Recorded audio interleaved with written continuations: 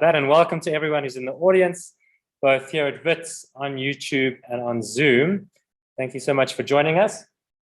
And I just want to introduce Sarah very quickly. Sarah, thank you for offering to give this talk. It's really kind of you to offer this. And Sarah's joining us all the way from Cape Town, so we are really connected across the country. And Sarah is currently a researcher in Chimera at the University of Johannesburg, together with Jeremy Lehman and Nikki Wagner.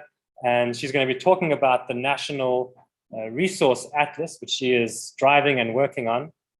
And she graduated with an MSc from the University of Bern in Switzerland. And she then joined Chimera to work on the National Resource Atlas. So Sarah, thank you so much. You can share your screen and we can begin. Thanks, Grant, for the introduction. Let me just...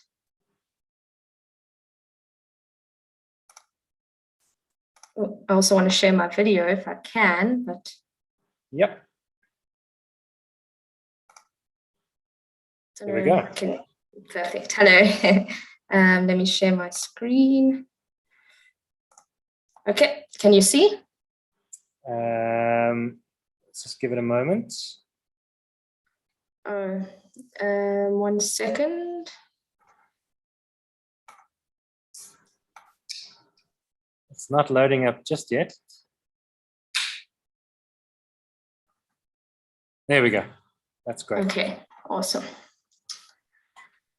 Okay, so good afternoon. Over to you. Go for it. Okay, so once again, as Grant mentioned, my name is Sarah Pein, and I form part of the Samira UJ team who've been working on the Mandela Mining Precinct's National Resource Atlas.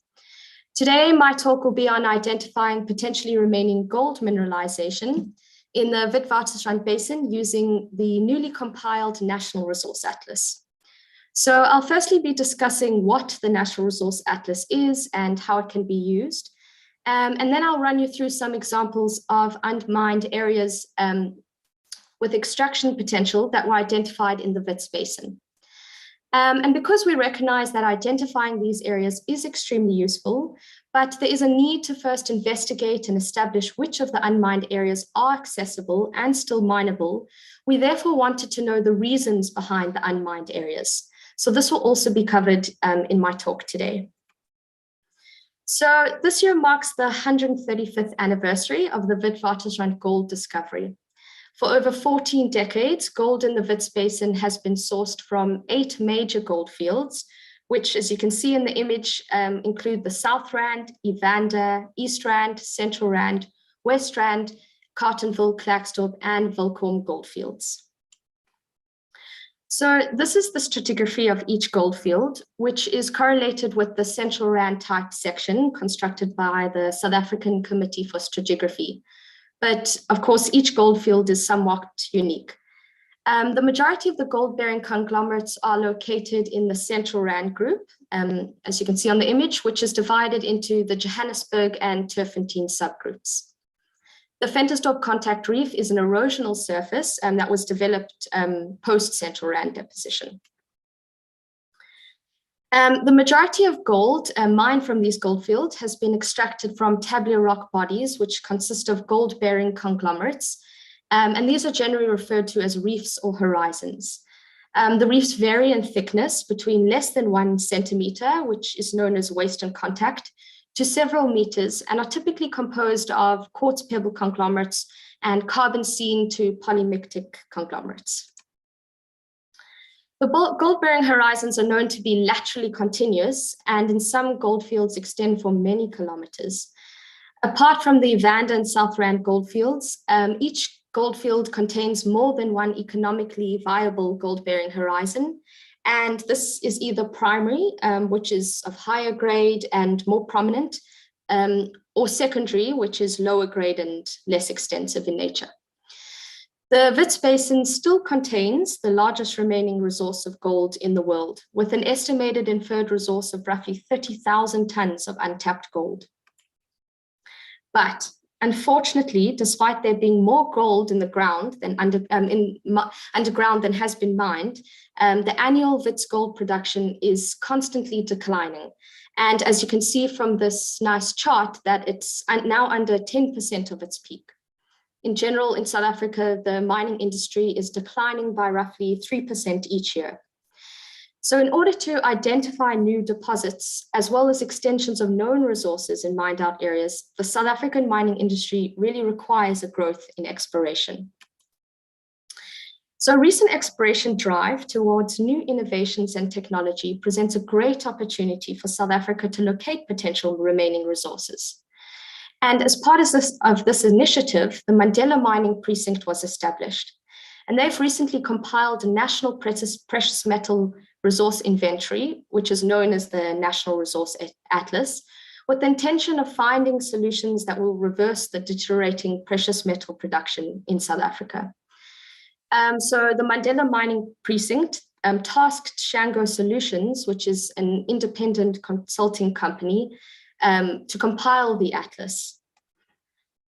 So this is a short clip illustrating the National Resource Atlas, which is the first web-hosted GIS interface that provides a visual representation of the quality and quantity of the remaining gold and platinum group mineralization, as well as detailed underground and surface geological information in the Wits Basin and Bushveld complex. On the screen, as you can see, we have an example of the Cartonville database with its associated features such as boreholes and stoped out areas of the Middle Flay, Ventersdorp Contact Reef, and Carbon Leader Reef, which will be shown now.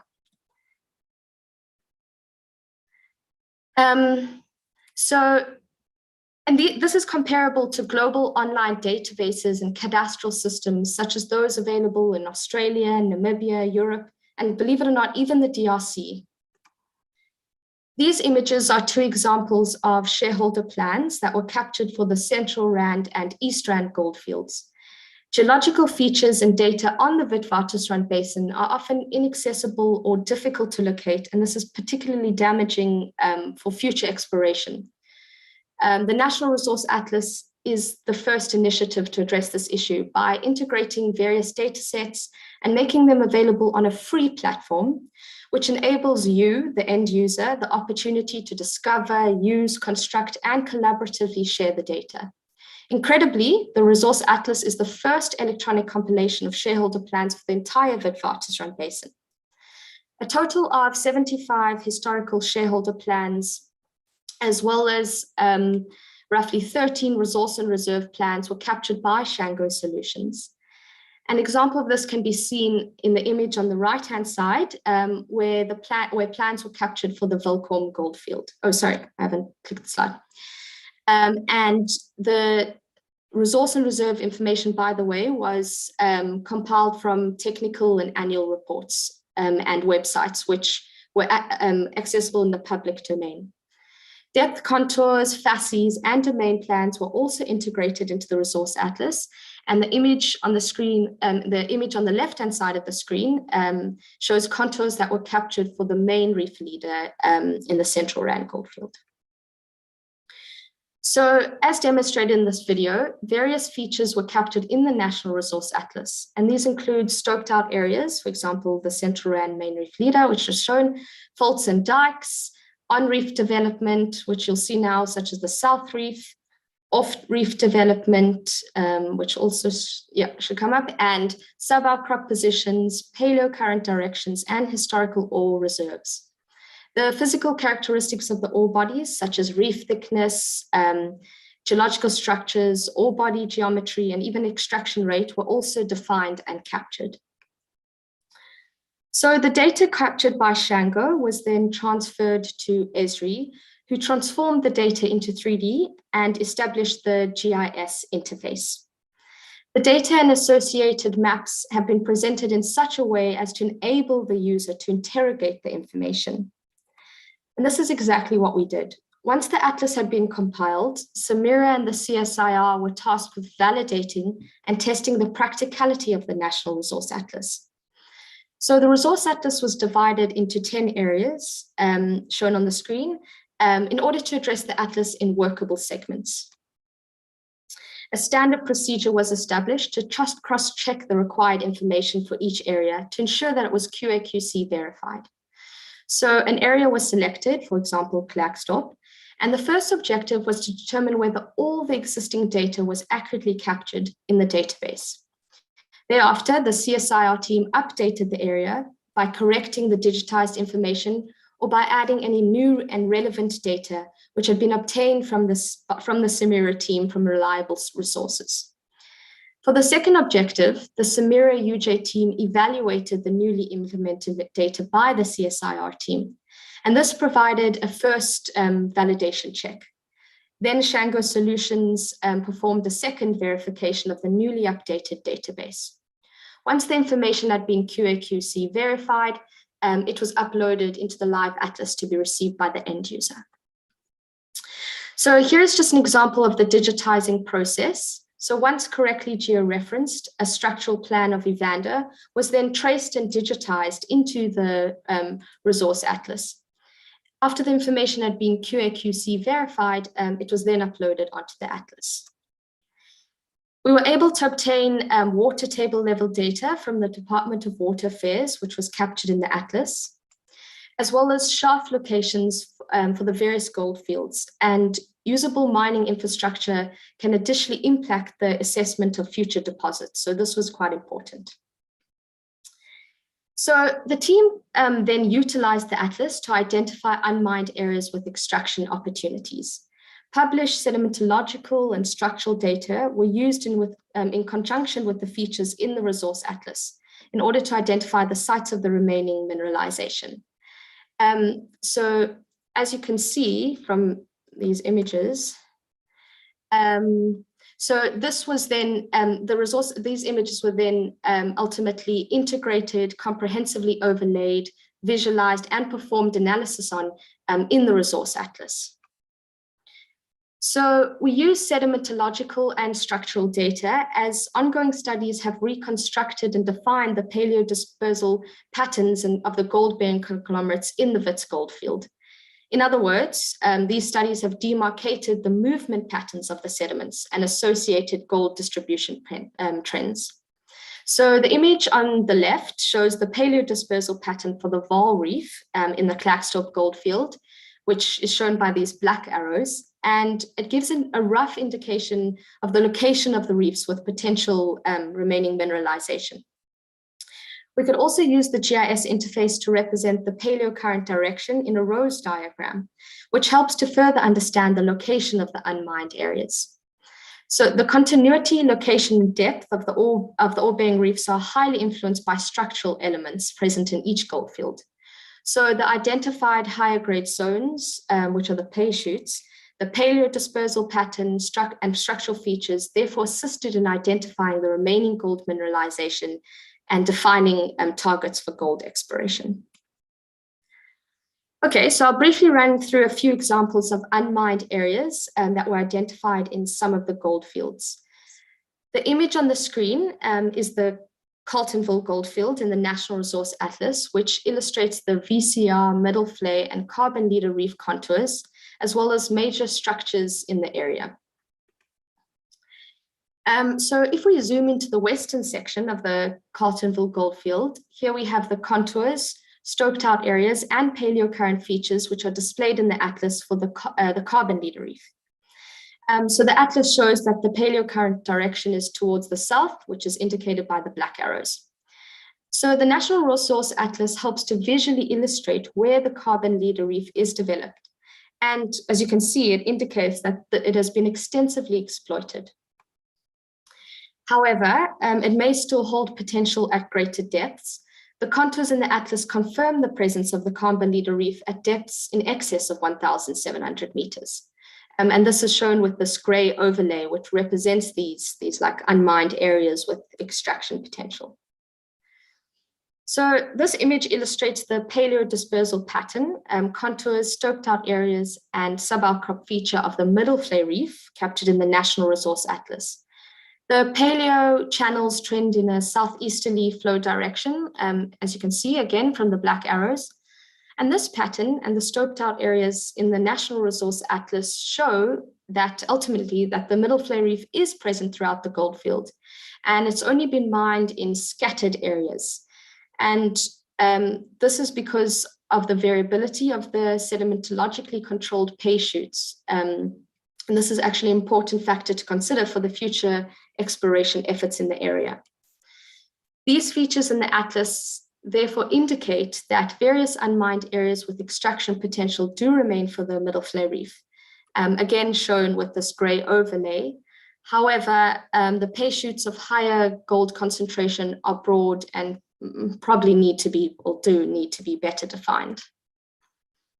So this image illustrates the contours, stopes, and suboutcrop features for the VCR reef now in the National Resource Atlas. For the VCR, in the Cartonville Goldfield, the paleocurrent measurements revealed that the sediments were derived from the north in the western part of the goldfield and from both the north and the west in the eastern part of the goldfield. These features in the atlas indicate that the VCR continues to carry potential, again showed with the gray overlay. However, what was important was that the VCR in Cartonville is footwall controlled, and in particular is not well developed or developed at all on Boyson's Shale and Krugerstorp quartzite footwall units. Therefore, due to the lack of the footwall plans made available for the National Resource Atlas, this gray overlay image is likely overinflated and misinterpreted. So now turning to the Klerksdorp Goldfield, the Resource Atlas was again useful as the stoked out areas, which are shown in this image in purple, bounded by the faults shown in red, together with the contours and payload dispersal features, show that the majority of the primary economic horizon, which is the Vaal Reef, has been mined out and limited unmined areas remain for this reef. And similarly, looking at the East Rand Goldfield, the stoked out areas in blue and pay shoot features in red for the Nigel Reef, which is now known as the main reef leader in the National Resource Atlas, indicate that few of the unmined areas remain. And again, the stoked out areas in red on this image and the paleo dispersal features in the National Resource Atlas indicated that the majority of the Kimberley Reef has been mined out in the East Rand Goldfield. The Black Reef, which is shown in green in this image, that green blob, has undergone limited exploration and therefore likely contains unmined areas. However, this reef contains a high carbon content, which scavenges the gold and inhibits its recovery. And this ultimately results in pregrobin. So it's been an issue in East Rand. This image is the Central Rand Goldfield in the National Resource Atlas. And as you can see from the current atlas, it indicates that the primary reefs, which consist of the South, Main, and Main Reef Leader, have been extensively mined out in the lease areas. The general orientation of the sedimentary rocks in Central Rand is roughly 30 degrees towards the south of the area. The dip decreases slightly upwards in the stratigraphic section, but there really is little variation. So only the Main Reef Leader contours are present in the National Resource Atlas. However, this limited variation in dip allows one to extrapolate the other reefs at depth and along strike for further interpretation. So this image is actually by Maurice Viljoen, who reconstructed the geology and depositional history of the reefs of the Central Rand Goldfield through reef modeling studies. And the data he used to complete this modeling included old assay plans, reef thickness information, grade plans, and percentage interval quartzite plans. And from this data, the main channels that carried the sediments into the depository to form the ore-bearing horizons could be delineated. So the information revealed the presence of 3 main entry points, which you can see on the image, which brought sediments from the north into the Central Rand depository to form these extensive fans that make up the important Main Reef Leader. The channels appear relatively persistent for a substantial distance of, let's say, over 6 kilometers down dip. So the extent of Viljoen's down dip pay shoots and his major channel axes were captured in the atlas, which you can see in this image. And this information was then overlain with the stoked out areas of the Main Reef Leader, which are shown in pink. And this illustrated that potential resources for primary reef remain in the down dip extensions in depths of excess of about 2,700 meters below datum, as shown again by this gray overlay. Using the features of the resource atlas, we were able to calculate rough in-situ tonnage remaining for the main reef leader down to 3,300 meters to approximately 34 million tons. So if we assumed an average grade of 7 grams per ton, this equates to roughly 6.9 million ounces. This image is of the South Rand Basin and illustrates the sub-outcrop, stoped out features, structures, and borehole information for the Kimberley Reef in the National Resource Atlas. As illustrated by the small blue portion, which represents the Kimberley Stope, by the way, in the zoomed in box on the right-hand side of the screen, the current resource atlas indicates that very little of the South Rand Goldfield is mined out. The features therefore indicate that an extensive area of the South Rand make up the unmined areas with great untapped potential. Using the features again of the resource atlas, we can calculate the rough in-situ tonnage of the South Rand Basin to be approximately 191 million tons. And if we assume an average grade again of 3 grams per ton, this equates to roughly 17 million ounces of gold still remaining. So my last example for today is of the Evander Goldfield. This image illustrates, once again, the paleo dispersal patterns shown with the black arrows, the contours, maximum axis of deposition, and the stoped out areas for the Kimberley Reef. The paleocurrent directions suggest that the sediments were transported towards the northeast of the basin with slight rotation down the paleo slope. This rotation can also be seen by the trend of the contours in the National Resource Atlas, which you can also see in the image. So the mined out Kimberley Reef feature shown in blue here indicates that very little, perhaps not even half of the known mineralization in the Evander Goldfield has been mined out. The other portion remains untouched. Mining and extraction potential for the Evander Goldfield remains in the already identified targets of the shallow Kimberley Reef, as shown by the ore resource information in the National Resource Atlas, which is accessible to everyone. So the unmined areas in the Evander Goldfield are shown in this image, which encompass the orange overlay where resources have been defined, and the gray overlay where resources are unknown. Just by the way, there appears to be no geological reason as to why the gap area, this hole in the Goldfield, has not been mined. And I understand that this is solely related to the historic ownership of the mining rights in the area. So this area also holds future extraction potential. So the overall results from this part of the project indicated that the National Resource Atlas was useful and could assist in identifying unmined areas with untapped potential in almost all regions of the Wits Goldfield. The majority of the gold mineralization was found to remain in, firstly, in the down dip extensions at depth of the reefs. And again, this can be seen, for example, in the image of on the screen of the Central Rand Goldfield, where, as I previously mentioned, the potential resources for the primary reef remain in the down dip extensions in depths of excess of 2,700 meters. And gold mineralization for Wits also extensively remains in the secondary reefs that have been partially mined. And again, this can be seen, for example, in this image of the Volkhorn Goldfield, where the secondary Beatrix Reef, which is shown here in orange, has hardly been mined and does hold potential. Okay, so after an area had been identified as a mining and extraction opportunity, we attempted to identify the reasons behind the lack of extraction. For example, was this due to mining conditions, low grades, complicated structures, or perhaps a political motive? To answer these questions, we turned to legacy literature and data, and we also had the opportunity to discuss with members from major mining houses who are currently or have historically been active in these areas, which was great. So the table on the screen represents summaries of the main reasons for the unmined areas in each goldfield. And as you can see, there are numerous reasons for why these potential areas have remained unmined. But the overall findings indicated that historically, for many of the gold fields, the mines operated in a low gold price environment and were constantly under pressure.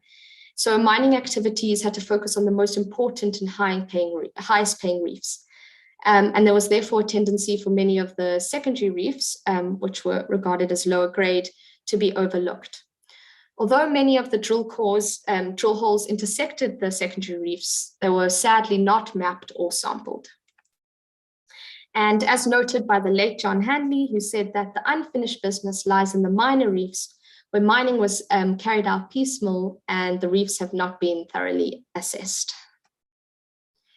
Further reasons for the unmined areas related to complex geology and difficult mining conditions, obviously, listed on the screen. For example, there are various issues related to ultra deep level mining in the Carltonville and Central Rand goldfields. In the Evander goldfield, the reefs to the west are thin, and this has been challenging to mine economically. Complex structures also inhibited mining in many of these areas, particularly in the Valkom and Klerksdorp goldfields. Further reasons for the unmined areas also include various economic and administrative factors. For example, some of the unmined areas are caught up in a state licensing backlog. There's also a need for reliable power and water supply, as well as skills and transparency and trust in the mining industry.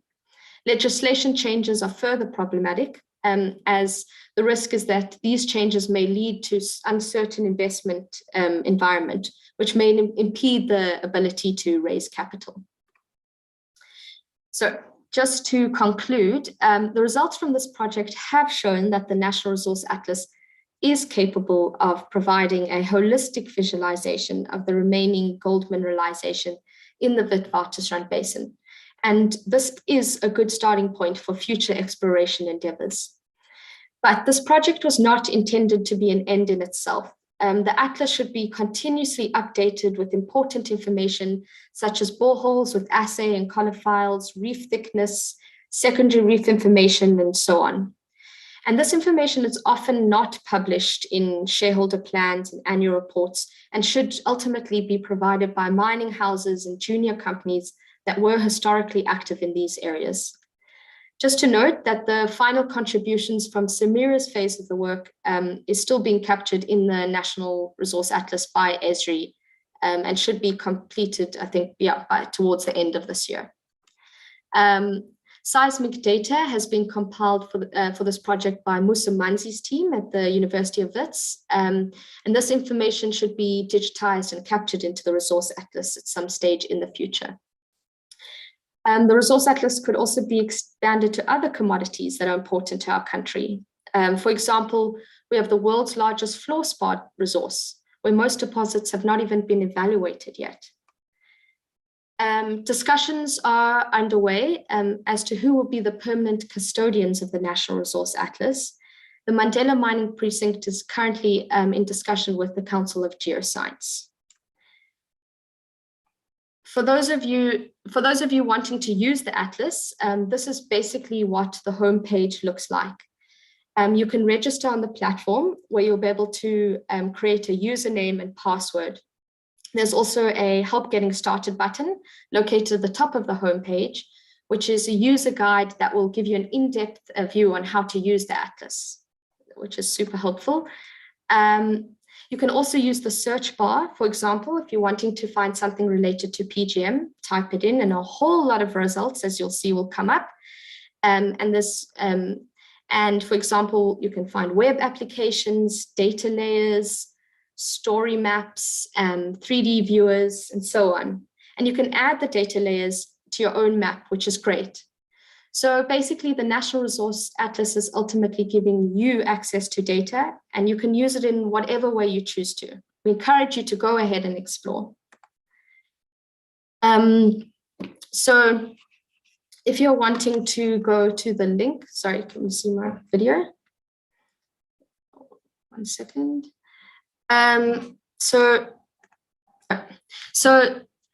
The Resource Atlas is accessible on a simple web browser. It's easy to use as Google, but at the same time, it provides a lot of functionality. It's a powerful tool that's capable of performing spatial statistic analysis. So one does not need to know AI or machine learning to accomplish this. It's really simple. It's free and ready to use. For those wanting to access the atlas, simply go to www.mmp/resourceatlas.org.za, which is shown on the screen, the link.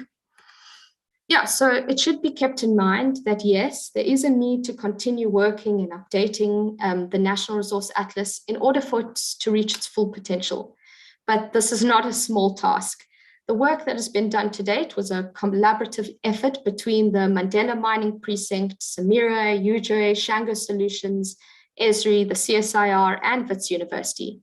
Without these interdisciplinary groups, this initiative really could not have been realized. I'd just like to say a big thank you, especially to Nikki Wagner, Jeremy Lehman, and Michelle Pinar, who've provided a lot of guidance throughout this project. Yeah, thank you for listening, and that's all I have to say for today. I hope you learned a thing or two. Sarah, thank you so very much. That was an incredible effort and a really great presentation, and such an important resource for everyone in South Africa and internationally. So thank you very much for that great talk. Right, so there's time for questions. You can ask your questions in multiple ways. Obviously, the audience here can probably come up to the podium if you have a question that you want to ask, or you can ask it in the chat window or in the Q&A window, or raise your hand and you can speak directly to Sarah. So do we have any questions?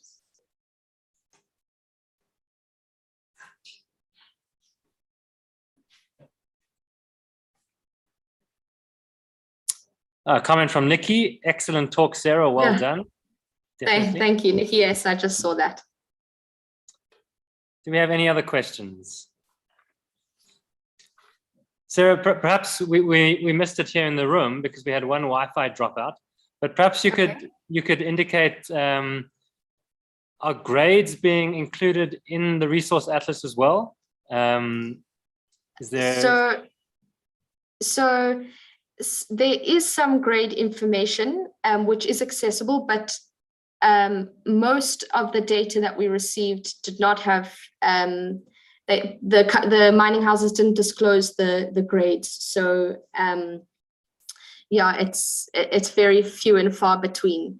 But you can get you can get resource and reserve information, and there are grades, yes, and there's boreholes with assay and collar files as well in the atlas.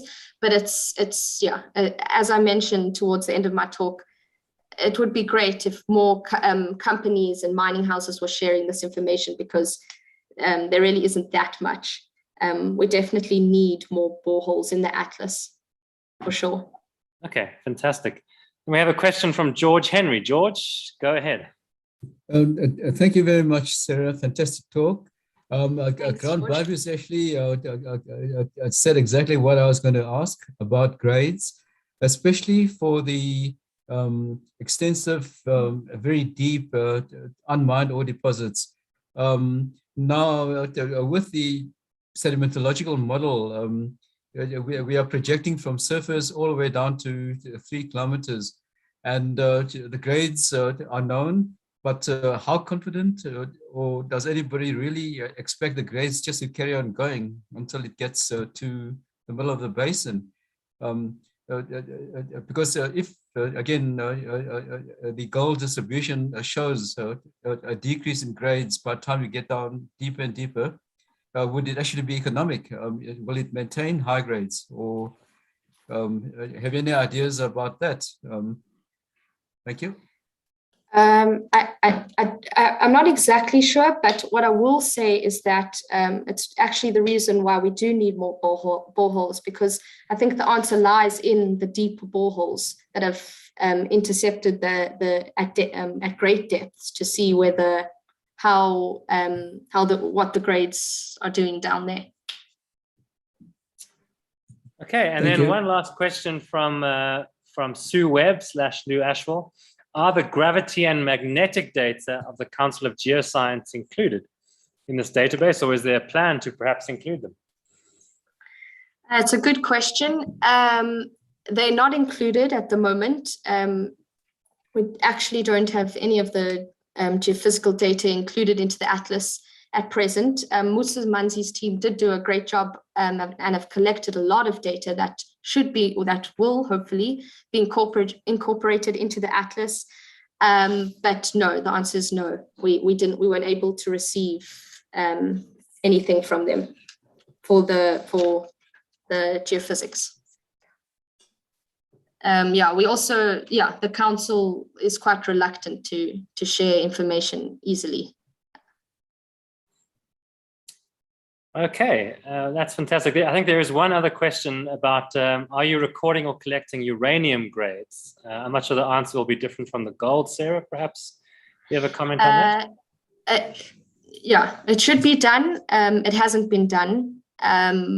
We only have PGM and gold at the moment in the atlas.